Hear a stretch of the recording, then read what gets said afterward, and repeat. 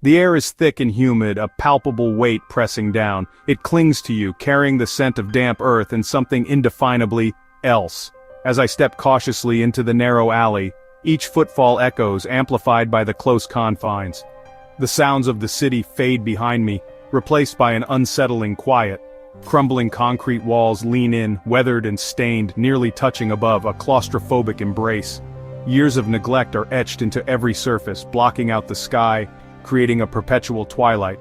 The world outside ceases to exist, only this narrow passage remains. A single bulb flickers erratically, suspended precariously from a frayed wire, casting restless, dancing shadows that writhe on the walls. The light struggles to penetrate the gloom, adding to the sense of unease. My heart pounds a heavy rhythm against my ribs, but I press on, drawn by an invisible force, here to see what life is really like, to understand the pulse of this hidden world in the Alley of Whispers, a place forgotten by official maps, a realm unto itself. It exists on the periphery, a world apart from the gleaming towers and bustling streets. This is where stories are born in hushed tones, where secrets are buried deep beneath the stones, and where legends take root. A sudden clatter from a window above makes me jump, my senses on high alert. A metal shutter slams down with a resounding crash, echoing like a gunshot in the confined space. The sound reverberates, amplifying the tension. I freeze, every nerve ending tingling, feeling unseen eyes watching me from the darkened windows. Am I welcome here? Outsiders don't belong here. This is a world fiercely guarded. The residents move with a quiet, almost spectral purpose, their faces unreadable masks, always alert to the slightest disturbance. They are the keepers of this place. To survive in this environment, you must learn to read the atmosphere like a book, to decipher the unspoken language of the alley. The ground underfoot is uneven, a treacherous patchwork of cracked pavement and loose stones and slick stones perpetually damp from the lack of sunlight.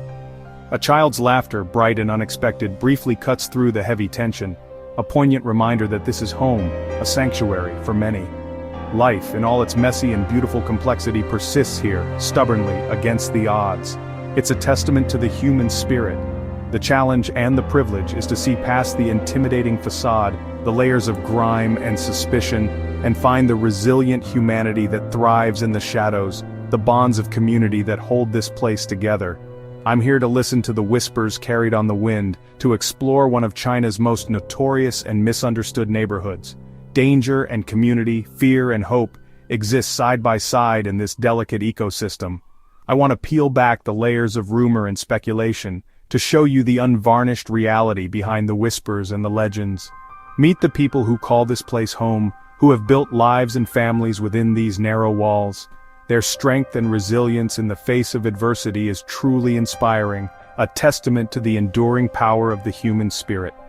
Join me as we delve deeper into this hidden corner of the world, as we uncover the stories that lie waiting to be told. If you find this journey compelling, if you're intrigued by the stories we uncover, please subscribe to the channel and like the video. Your support is invaluable. It helps us continue to bring more untold stories like this to light, to give a voice to those who are often unheard. The first thing that truly hits you, even before the sights and sounds, is the smell. It's an olfactory introduction to the soul of this place. It's a layered assault on the senses, a complex tapestry woven from countless individual aromas, each vying for your attention.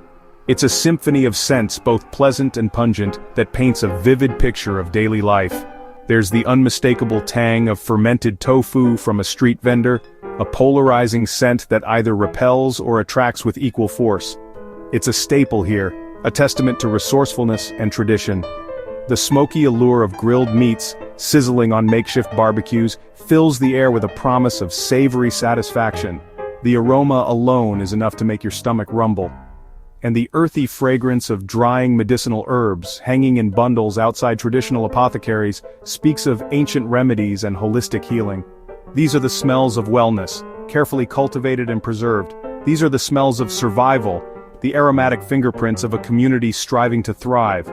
They are the smells of people making a living however they can, pouring their heart and soul into every dish, every product, every service they offer. It's the scent of hard work and resilience. Beneath it all, however, is the damp scent of old brickwork and mildew, a constant reminder of the neighborhood's age, its history, and its years of neglect. It's the smell of time itself, etched into the very fabric of the buildings. Sometimes a sharp chemical tang, a byproduct of nearby industry, or the metallic scent of blood, lingering in a dark alleyway signals danger, a stark reminder of the harsh realities that exist just beneath the surface. And doors close a little tighter, shielding families from the potential threats lurking outside.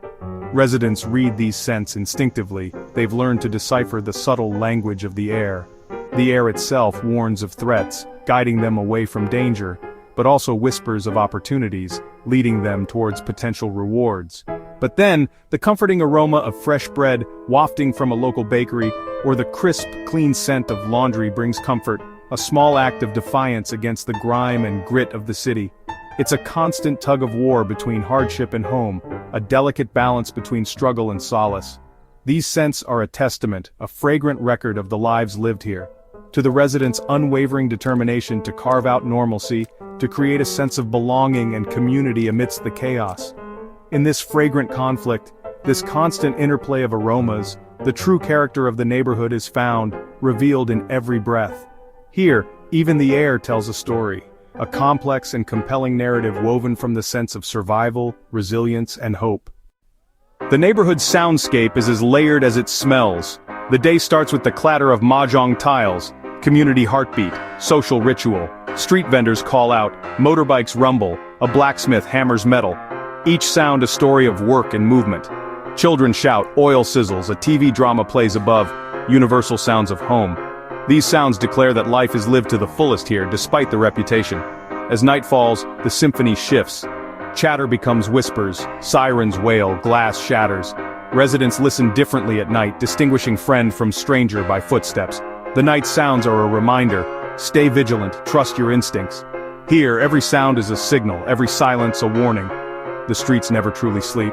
This is a place where noise is survival, and silence sometimes is the loudest warning of all. In this world, where the lines between right and wrong often blur, survival isn't just about physical strength. It depends on a complex web of unwritten rules, a silent code that governs every interaction, every decision. These rules aren't written in any book, nor are they proclaimed by any authority. They're enforced by the community, passed down through generations, etched into the very fabric of the neighborhood. Rule number 1. Mind your business. Don't pry, don't interfere, don't ask questions you don't want the answers to, but paradoxically you must also keep your eyes open. Observe everything, notice the subtle shifts in power, the unspoken tensions, the hidden dangers. You see everything that happens on your block, every transaction, every argument, every furtive glance. But speak of nothing, especially to outsiders. Silence is your shield, discretion your greatest weapon, timing is everything. Knowing when to act, when to stay silent, when to disappear, these are the skills that keep you alive. Respect is the neighborhood's currency, more valuable than money or possessions. It's shown not through grand gestures, but through small, consistent acts of consideration and deference.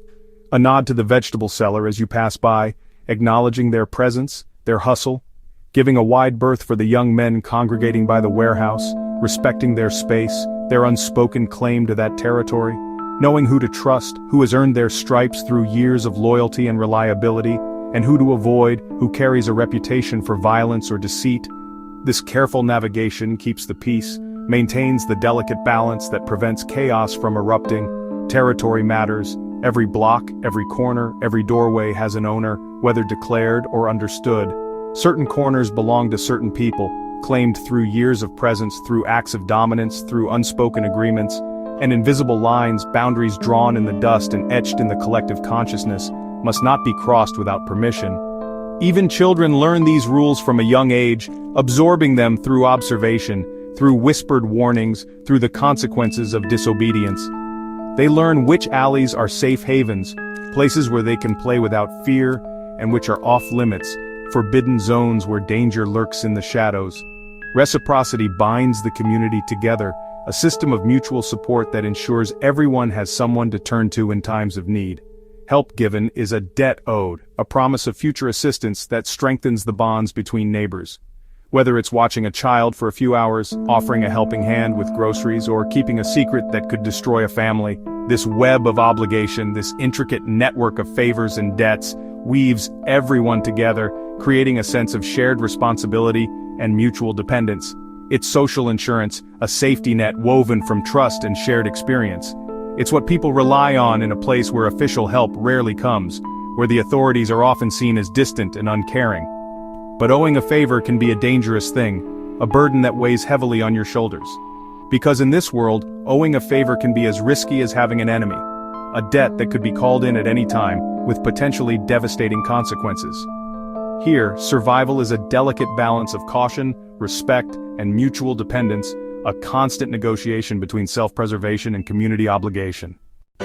With formal authority absent, informal leaders emerge to keep the peace. They're not gangsters but respected elders, like Uncle Wei, whose watchful presence deters trouble. Disputes go to Auntie Lin, the tea shop owner known for her fairness.